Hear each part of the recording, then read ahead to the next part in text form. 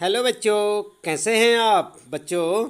आज हम पढ़ेंगे कक्षा 7 हिंदी वसंत के अंतर्गत चैप्टर नंबर 16 भोर और बरखा, जो कि मीराबाई की एक कविता है। आइए आप भी हमारे साथ साथ पढ़ें। सबसे पहले पढ़ते हैं कविता, इसके बाद हम आपको बताएंगे इस कविता का भावार्थ और अंत में पाठ से संबंधित प्रश्नों के उत्तर भी। तो चलिए आप भी हमारे साथ साथ पढ़ें भोर और बरखा। तो बच्चों, आप देख रहे हैं ना यहाँ पर, यह है आपका चैप्टर नंबर 16 भोर और बरखा। यहाँ पर जो है मीराबाई यहाँ पर इस कविता की कवियत्री हैं। आइए आप भी हमारे साथ साथ पढ़ें। जागो बंसी वारे ललना। देख रहे हैं ना आप यहाँ पर, जागो बंसी वारे ललना, जागो मोरे प्यारे, रजनी बीती भोर भयो है, घर घर खुले किवाड़े, गोपी दही मथत सुनियत है, कंगना के झनकारे, उठो लाल जी भोर भयो है, सुरनर ठाड़े द्वारे, ग्वाल बाल सब करत कुलाहल, जय जय शब्द उचारे, माखन रोटी हाथ महलीनी, गौवन के रखवारे, मीरा के प्रभु गिरधर नागर, शरण आया को तारे। देखिए आपने बच्चों, कितनी अच्छी कविता है। यहाँ पर बरसे बदरिया सावन की मन भावन की। आप पढ़ रहे हैं ना हमारे साथ साथ।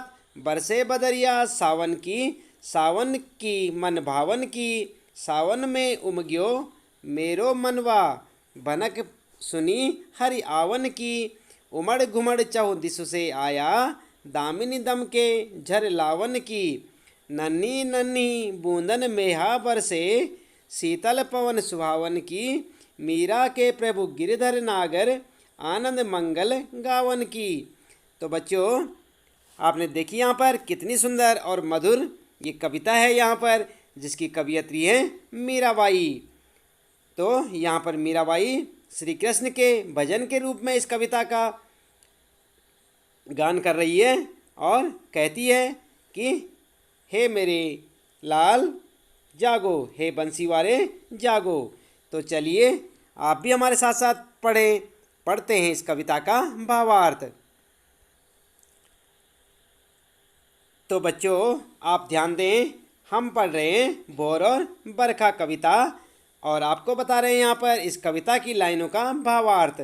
तो आप जैसे कि पहले भी पढ़ चुके हैं, यहाँ पर देख रहे हैं ना आप, जागो बंसी वारे ललना, जागो मोरे प्यारे, रजनी बीती भोर भयो है, घर घर खुले किवाड़े, गोपी दही मथत सुनियत है, कंगना के झनकारे, उठो लाल जी भोर भयो है, सुरनर ठाड़े द्वारे, ग्वाल बाल सब करत कुलाहल, जय जय शब्द उचारे, माखन रोटी हाथ महलीनी, गौवन के रखवारे, मीरा के प्रभु गिरधर नागर, शरण आया को तारे। तो यहाँ पर बच्चों आप ध्यान दें, ये बहुत ही मधुर और सरस कविता है।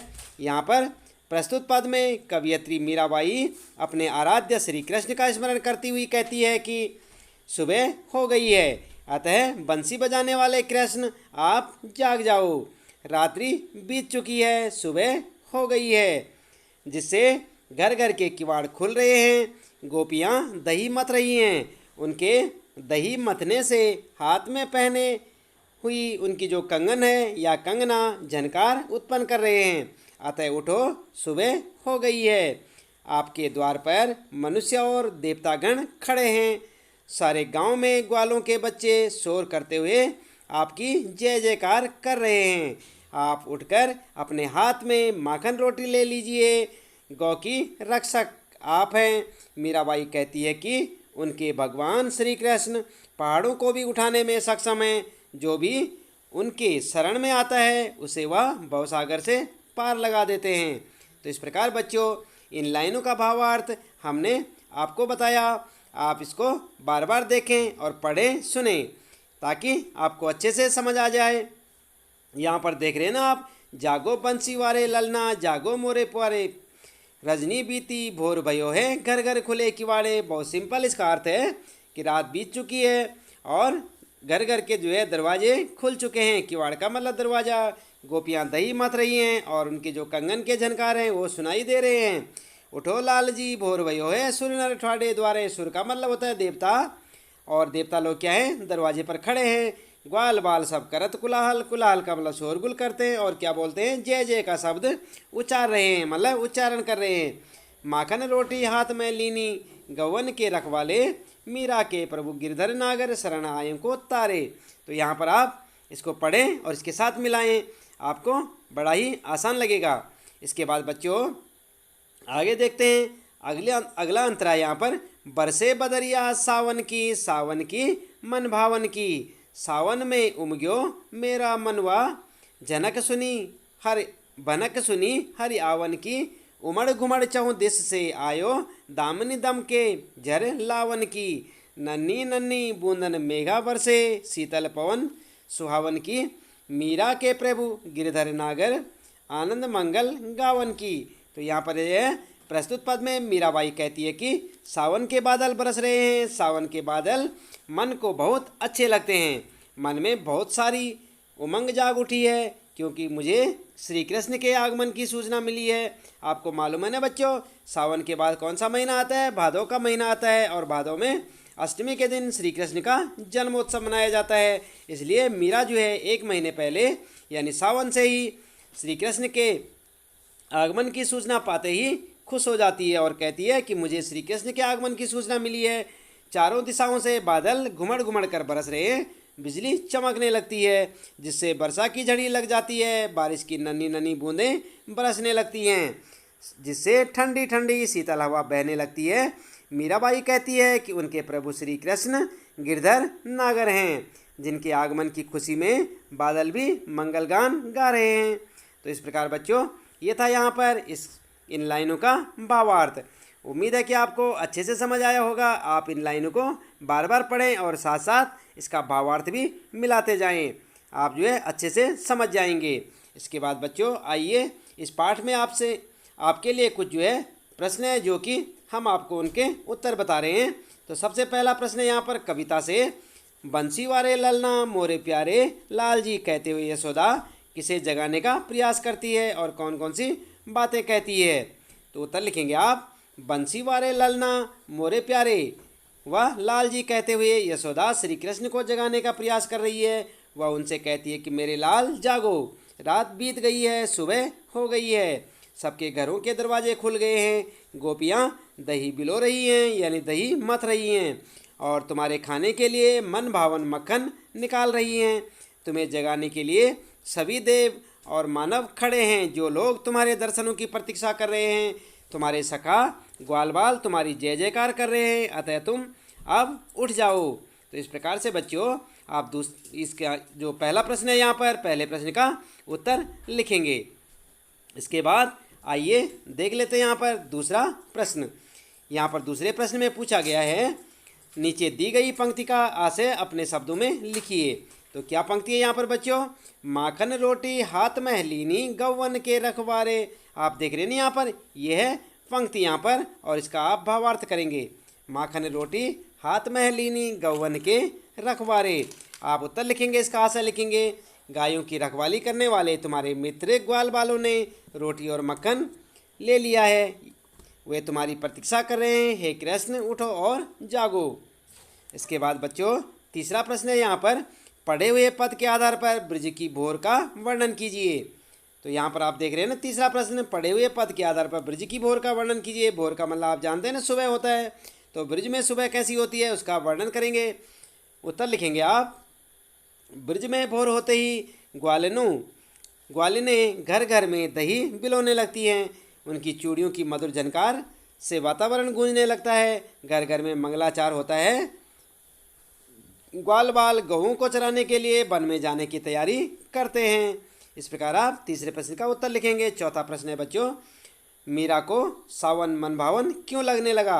उत्तर लिखेंगे, मीरा को सावन मन भावन इसलिए लगने लगा क्योंकि सावन की फुहारों में मन में उमंग जगाने लगती है तथा श्री कृष्ण के आने का आभास हो गया है। आपको मैंने बताया था ना यहाँ पर कि सावन के बाद अगला महीना भादों का होता है और भादों में कृष्ण का जन्म होता है, इसलिए मीरा को 1 महीने पहले यहाँ पर सावन से ही कृष्ण के आने की सूचना मिलने लगती है। इसके बाद 5वां प्रश्न है यहाँ पर, पाठ के आधार पर सावन की विशेषताएं बताइए। तो आप जानते हैं सावन की क्या विशेषताएं होती हैं, चलिए हम आपको यहाँ पर बता देते हैं। उत्तर लिखेंगे आप, सावन के आते ही बादल चारों दिशाओं में उमड़ घुमड़ कर विचरण करने लगते हैं, बिजली चमकने लगती है, वर्षा की नन्ही नन्ही बूंदें बरसती हैं, शीतल हवाएं बहने लगती हैं और मौसम सुहावने लगने लगते हैं। इस प्रकार आप उत्तर लिखें। आगे बात करते हैं यहाँ पर कविता के आगे। तो यहाँ पर कविता के आगे आपके लिए कुछ प्रश्न दिए हुए हैं। पहला प्रश्न है, मीरा भक्तिकाल की प्रसिद्ध कवियत्री थी, इस काल के दूसरे कवियों के नामों की सूची बनाइए और उसकी एक एक रचना का नाम लिखिए। आप उत्तर लिखेंगे कबीरदास, और उनकी रचना का नाम क्या था, बीजक। आप देख रहे हैं यहाँ पर कबीरदास की रचना थी बीजक, सूरदास की सूरसागर, तुलसीदास की रामचरितमानस और जायसी का पद्मावत। तो इस प्रकार से आप कवियों के नाम लिखेंगे और उनके जो ग्रंथ है जो उन्होंने लिखे, उनके जो रचनाएं थी उनके नाम लिखेंगे। इसके बाद अगला प्रश्न है यहाँ पर दूसरा, सावन वर्षा ऋतु का महीना है, वर्षा ऋतु से संबंधित 2 अन्य महीनों के नाम लिखिए।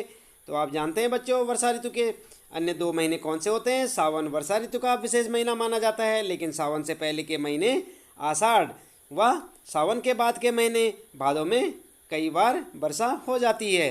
तो इसका मतलब आप क्या लिखेंगे, सावन के साथ साथ जो वर्षा के अन्य 2 महीने हैं उनमें आप क्या नाम लिखेंगे, आषाढ़ और भादो। इसके बाद बात करते हैं यहाँ पर अनुमान और कल्पना की। तो अनुमान और कल्पना में आपके लिए जो प्रश्न है यहाँ पर पहला है, सुबह जगने के समय आपको क्या अच्छा लगता है। तो आप अपने हिसाब से यहाँ पर उत्तर लिख सकते हैं और चाहे तो ऐसे लिखें, सुबह जगने के समय मुझे अच्छा लगता है कि मेरी माँ मेरे सामने हो।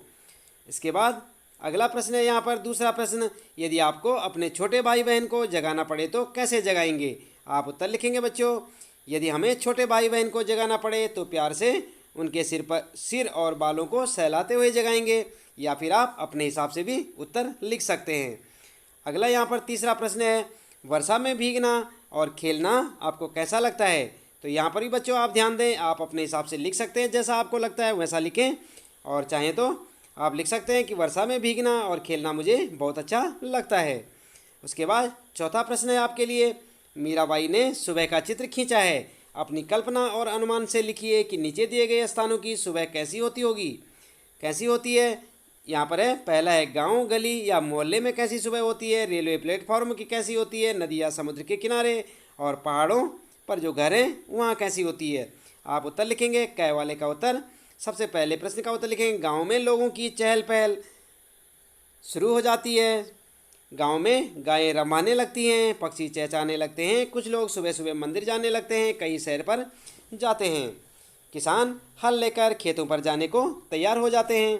उसके बाद दूसरा है, रेलवे प्लेटफॉर्म पर सुबह सुबह गाड़ी पकड़ने रेल का इंतज़ार करते दिखाई देते लोग होते हैं, रेलवे स्टेशन पर गाड़ियों का आवागमन होने लगता है, सवारियां उतरती चढ़ती रहती हैं, प्लेटफॉर्म पर सफाई कर्मचारी झाड़ू लगाते दिखाई देते हैं। यहाँ पर आप लिखेंगे झाड़ू। उसके बाद अगला प्रश्न था आपका कि नदी या समुद्र के किनारे की सुबह कैसी होती है। तो आप लिखेंगे, नदी या समुद्र के किनारे की सुबह का वातावरण बिल्कुल शांत होता है, उनमें जल धीमी गति से प्रवाहित होता रहता है, कुछ लोग सैर करते हुए दिखाई देते हैं।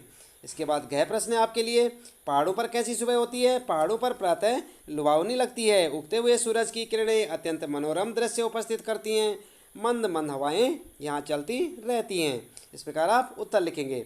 बात करते हैं यहाँ पर भाषा की बात, और यहाँ पर आपके लिए पहला प्रश्न है, कृष्ण को गौवन के रखवारे कहा गया है, जिसका अर्थ है गौओं का पालन करने वाले।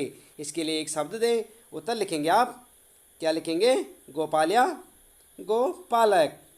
इसके बाद दूसरा प्रश्न है, भाषा में नीचे 2 पंक्तियां दी गई हैं, इनमें से पहली पंक्ति में रेखांकित शब्द 2 बार आए हैं और दूसरी पंक्ति में भी 2 बार, इन्हें पुनरुक्ति या पुनः उक्ति कहते हैं। जब ध्यान दें आप कि किसी पंक्ति में एक ही शब्द 2 बार आए तो उसे क्या कहते हैं, पुनरुक्ति या पुनः उक्ति कह सकते हैं आप।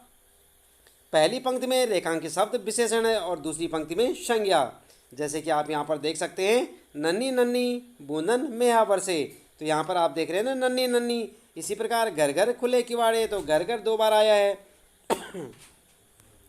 इस प्रकार के 2 उदाहरण खोजकर वाक्य में प्रयोग कीजिए और देखिए कि विशेषण और संज्ञा की पुनरुक्ति में के अर्थ में क्या अंतर है। तो आप यहाँ पर ध्यान दें बच्चों, जैसे मीठी मीठी बातें और फूल फूल महके, इस प्रकार से आप जो है लिख सकते हैं। उत्तर लिखेंगे आप विशेषण पुनरुक्ति, जैसे गरम गरम माँ ने गरम गरम पकौड़े बनाए। दूसरा, तरह तरह बगीचे में तरह तरह के फूल खिले थे। सुंदर सुंदर में रमा ने सुंदर सुंदर साड़ियों का चुनाव कर लिया। और मीठे मीठे सबरी ने मीठे मीठे बेर राम को खिलाए। और इसी प्रकार संज्ञा पुनरुक्ति में क्या होगा, गली गली नेताओं ने गली गली में प्रचार शुरू कर दिया। इसके बाद अगला है गांव गांव। गांव संज्ञा शब्द है ना बच्चों। सरकार ने गांव गांव में कुएं खुदवाने का प्रस्ताव जारी किया। फिर बच्चा बच्चा, तो मोहल्ले का बच्चा बच्चा यह जान गया कि मंदिर में चोरी पुजारी ने की है। इसी प्रकार वन वन, तो यहाँ पर आप देख रहे हैं वन वन, राम लक्ष्मण और सीता वनवास के समय वन वन भटकते रहे। तो इस प्रकार से ये संज्ञा शब्द की पुनरुक्ति आपने देखी। इसके बाद बच्चों यहाँ पर है कुछ कहने को। तो यहाँ पर प्रश्न है आपके लिए, कृष्ण को गिरधर क्यों कहा जाता है, इसके पीछे कौन सी कथा है, पता कीजिए और कक्षा में बताइए। तो बच्चों उत्तर लिखेंगे आप, कृष्ण को गिरधर कहा गया है क्योंकि उन्होंने गोवर्धन पर्वत को अपनी उंगली पर उठाया था, अर्थात गिरि को धारण करने वाला गिरधर। गिरि का मतलब होता है पहाड़, आप ध्यान दें। इसके बाद यहाँ पर जो है साथ साथ बच्चों आपके जो ये प्रश्न उत्तर थे यहाँ पर समाप्त हो जाते हैं। और हम आपको पढ़ा रहे थे यहाँ पर कक्षा 7 हिंदी बसंत के अंतर्गत पाठ 16 भोर और बरखा। हमने आपको यहाँ पर सारांश बताया और पाठ से संबंधित प्रश्नों के उत्तर। उम्मीद है कि आपको अच्छे से समझ आया होगा। आप इस वीडियो को बार बार देखें और उसे समझने का प्रयास करें। इसके साथ ही लेते हैं आपसे विदा। इसी प्रकार आप अन्य पाठों के लिए चैनल में जाएं और प्रत्येक पाठ को आप देखें, पढ़ें और समझें। आपका दिन शुभ हो।